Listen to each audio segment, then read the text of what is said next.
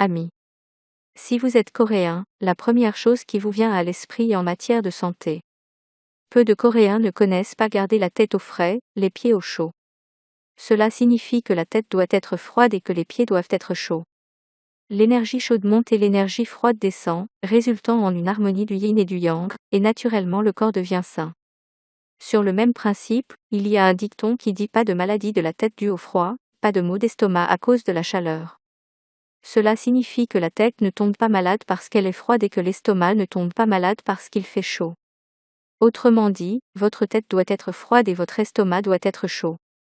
Le grand-père de papa, ton arrière-grand-père a dit que tu devais toujours garder ton estomac au chaud. Le bain de mi-corps, où seule la partie inférieure du nombril est recouverte d'eau chaude, ce que les Japonais apprécient, est venu de la même raison. Un oreiller moelleux qui couvre votre tête, un t-shirt avec un nombril et marcher pieds nus en hiver sont des choses invisibles qui nuisent à votre santé. Nous voulons tous être en bonne santé. Personne n'aime les maladies. Il y a des personnes qui naissent avec une incapacité congénitale et qui en souffrent. Il souffre et la souffrance de sa famille qui le regarde est sans fin. En particulier, il est dommage de penser à la douleur sans fin de leurs parents.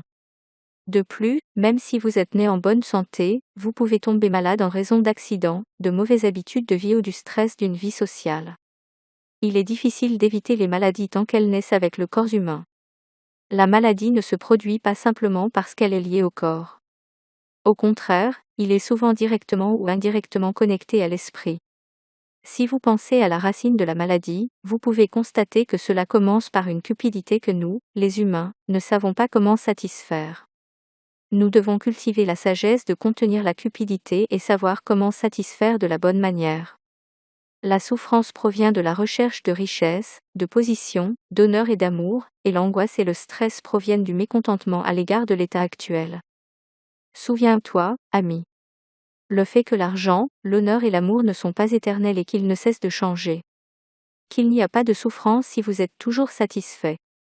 Bien qu'il ne puisse éviter la maladie, il existe de nombreuses façons de réduire la souffrance en l'acceptant. Et, parmi les maladies résultant du karma sont les plus difficiles à traiter. C'est la maladie du karma. Même si vous vous rendez dans plusieurs hôpitaux et que vous êtes diagnostiqué, si vous ne parvenez pas à en découvrir la cause, vous devriez soupçonner le karma.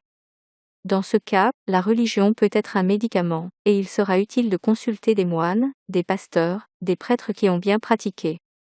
Bouddha est également appelé le grand docteur. On dit que Jésus a guéri la maladie. Ce n'est pas un miracle. Nous ne comprenons tout simplement pas à notre niveau. Même si cela ne remonte pas à la vie précédente, même un bon médecin ne peut pas guérir la maladie karmique causée par un acte répréhensible représenté par le meurtre.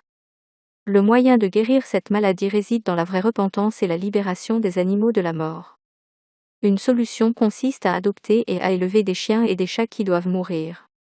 Au lieu d'essayer de guérir votre maladie, vous devez les laisser se libérer avec un cœur de véritable pitié et un cœur qui chérit la vie. Le corps et l'esprit sont toujours ensemble, et la maladie survient lorsque la disharmonie survient dans leurs interactions. L'oxygène, la respiration, la cupidité, la satisfaction, ne pas tuer les créatures, le yin et le yang sont des mots-clés pour la santé. À l'avenir, je voudrais présenter brièvement le bon sens des Coréens en matière de santé un par un. J'espère que vous verrez et réfléchirez sur le principe.